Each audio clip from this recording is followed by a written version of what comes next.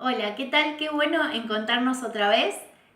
Vamos a seguir directamente con la segunda parte de la clasificación que trata sobre los carismas de palabra o lengua, ¿sí? Que incluyen a la palabra de profecía, al don de lenguas y a la interpretación. ¿Qué es la palabra de profecía? La palabra de profecía implica que el Espíritu Santo inspira a una persona y esa persona dice un mensaje que es de Dios, ¿sí? Y podemos encontrar un montón de ejemplos en el Antiguo Testamento por medio de los profetas. Aunque ser profeta, eh, en el contexto del Antiguo Testamento, implicaba ya un modo de vida. En cambio, en el carisma de profecía, lo que se emite es un mensaje sencillo que viene en medio o después de una oración y del silencio, ¿sí? Tan sencillo como, por ejemplo, no temas, estoy con ustedes, ¿sí? En primera persona porque es Dios el que habla a través de esa persona que es inspirada por el Espíritu Santo. Entonces, ya dijimos que, bueno, lo podemos identificar luego de una oración, en el silencio, y también podemos ver cómo una profecía es válida, verdadera o no a través de lo que se observa en la comunidad. Es decir, si una profecía, una palabra de profecía, sea tan sencilla como la que dije antes, como más compleja, exhorta, anima, edifica a la comunidad, es bueno, ¿sí? Pero a veces las palabras de profecía, que son aparentes, o sea, que no son palabras de profecía, en realidad lo que hacen es destruir a la comunidad o generar confusión, ¿sí? Y a veces no tienen que ver con el tipo de oración que se estaba dando en ese grupo de oración o en esa asamblea, ¿sí? Entonces, ahí tenemos un criterio como para saber si la palabra de profecía es verdadera o no.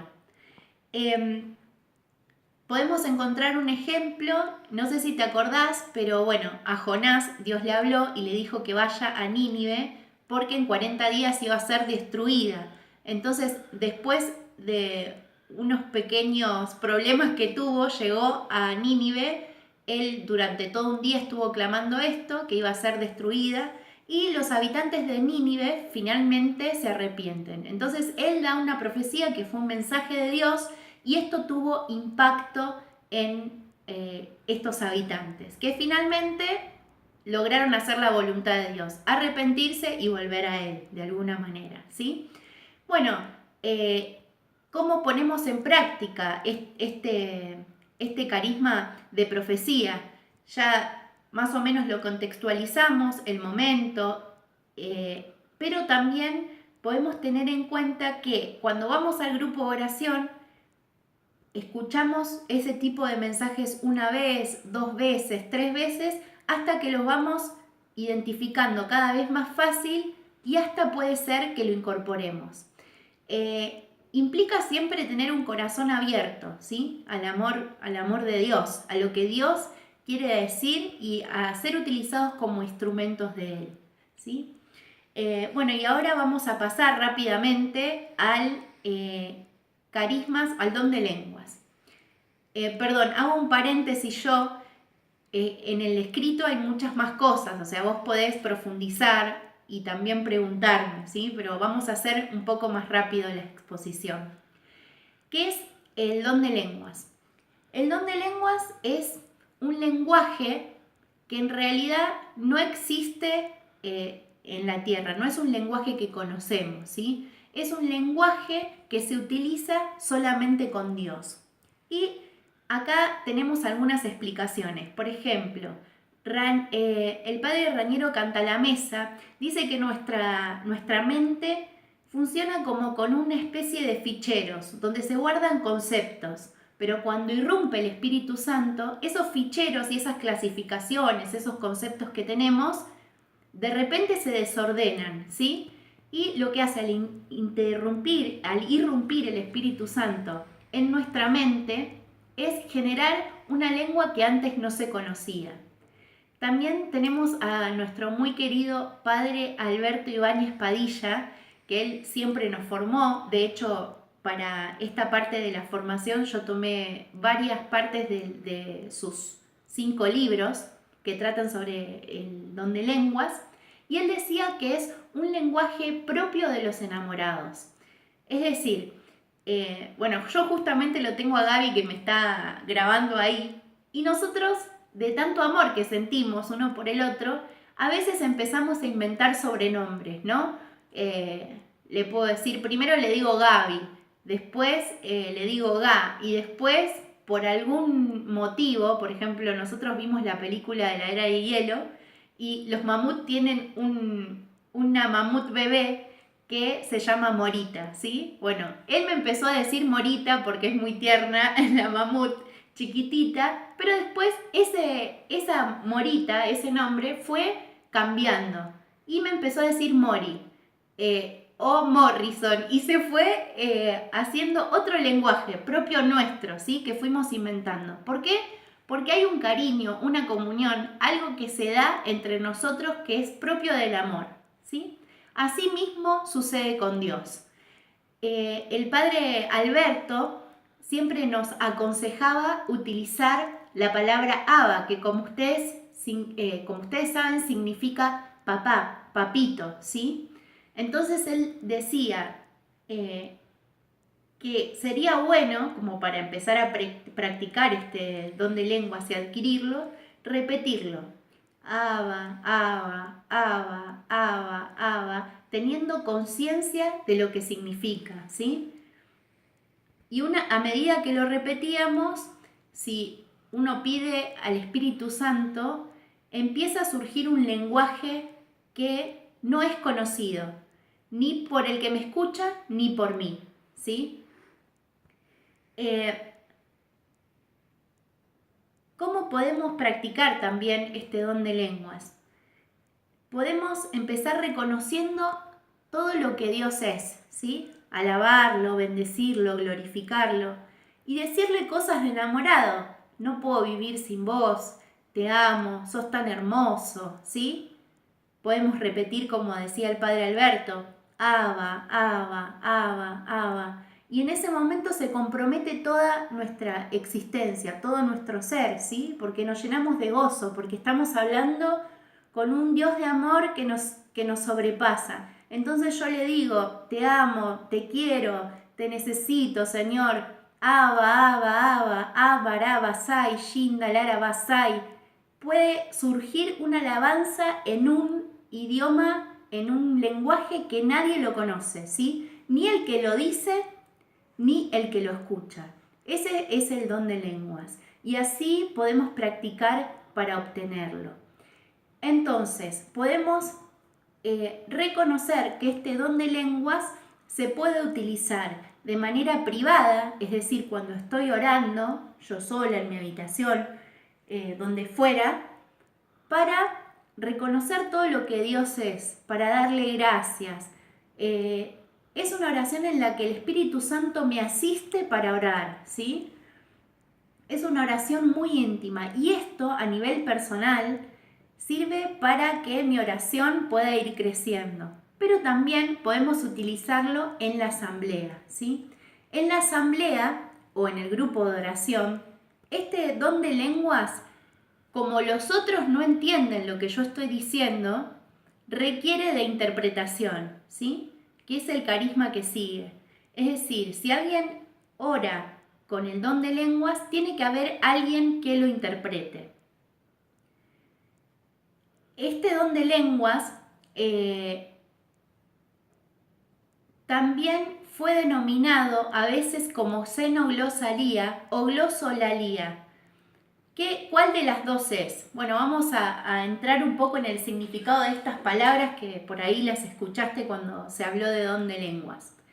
Hay autores como Santo Tomás de Aquino que relacionan el don de lenguas a que el Espíritu Santo le da por medio de una inspiración y por medio de capacitar a la persona a obtener una lengua que no la conoce, pero que pertenece al lenguaje humano, ¿sí? Y eso permitió a los primeros apóstoles anunciar la buena nueva, ¿sí? Anunciar el evangelio. ¿Por qué? Porque iban a anunciar que Jesús está vivo, que Jesús resucitó, que Jesús murió por nosotros, pero a personas que no hablaban las mismas lenguas. Entonces Dios capacitaba a estas personas con lenguas que necesitaban para evangelizar, ¿sí? Esa es la postura de Santo Tomás de Aquino. Y esa es la xenoglosalía, ¿sí? En cambio, la glosolalía tiene que ver con la definición que di hace un rato, que la sostienen Yves Congar, que es un teólogo muy conocido, que habla mucho sobre el Espíritu Santo y las manifestaciones y los carismas y los dones, y también el padre Alberto Ibáñez Padilla, ¿sí? Que lo relacionan a un lenguaje que en realidad ni siquiera existe en ningún lado y que es propio de los enamorados, que es algo íntimo, ¿sí? Y bueno, finalmente tenemos el carisma de interpretación. Yo hace un ratito había hablado sobre el don de lenguas y que no puedes estar separado de la interpretación, ¿sí? ¿Y la interpretación en qué consiste?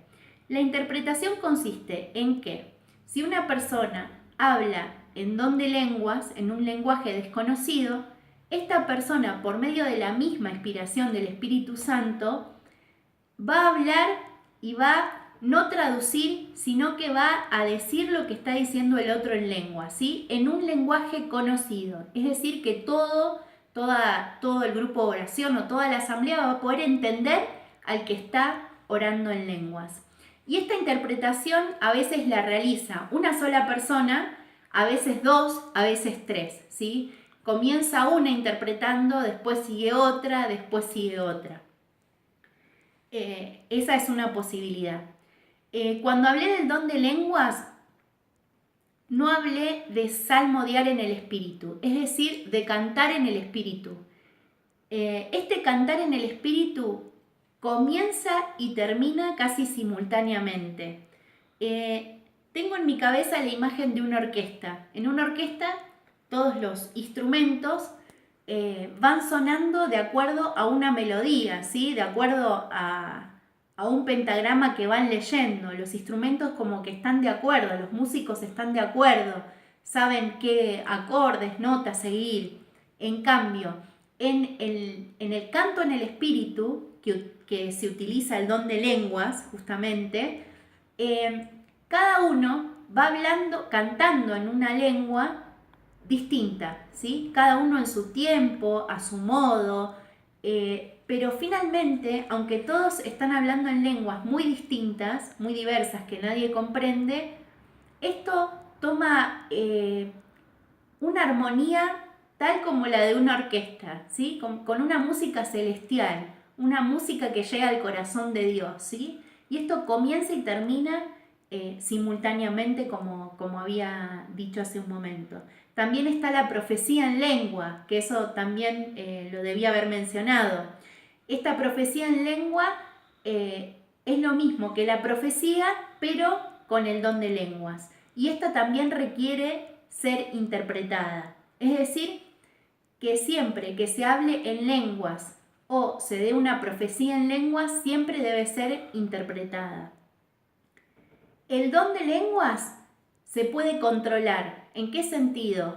Yo soy libre de comenzar a hablar en lenguas y terminar cuando yo quiero terminar de hablar en lenguas, de orar más bajo o más alto. Una vez que se adquiere el don de lenguas, yo tengo la capacidad de poder controlar. En cambio, en el medio de la oración, la profecía o la interpretación es como que sale del corazón, ¿sí? Hay un impulso, algo que el Espíritu Santo me dice, decilo ya, ¿sí? Y eso edifica totalmente a la comunidad. Eso es muy importante. Después, bueno, quería ver con ustedes, en realidad también recomendarles que lean Primera de Corintios 14, como para terminar y para relacionar estos tres carismas, el don de lenguas, la profecía y la interpretación, porque voy a agarrar un poco la Biblia, en el capítulo 14 de Primera de Corintios, relaciona estos carismas y dice cosas bastante interesantes, ¿sí? Pablo dice que aspiren a los dones espirituales, especialmente al de profecía. ¿Por qué? Porque la profecía en realidad se dice en un lenguaje conocido y todos lo pueden entender. Dice que no desestimen el don de lenguas, pero que siempre es más edificante algo que se comprende, ¿sí? Y que cuando se habla en lenguas es el espíritu el que ora, pero el entendimiento no funciona, no comprende, ¿sí? Cuando oro en lenguas mi espíritu ora, pero mi entendimiento está sin funcionar, ¿sí? Entonces, ¿qué es lo que recomienda? Orar en el espíritu, pero también con la mente. Cantar salmos con el espíritu, pero también con la mente. Es decir, que una vez que uno habla en lenguas, además tiene que pedir la interpretación.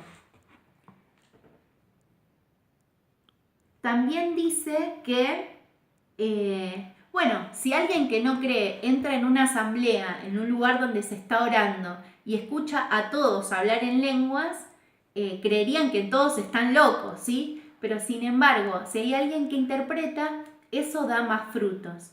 Así que te invito a que todo esto lo puedas poner en práctica, que si tenés alguna duda, me puedas consultar.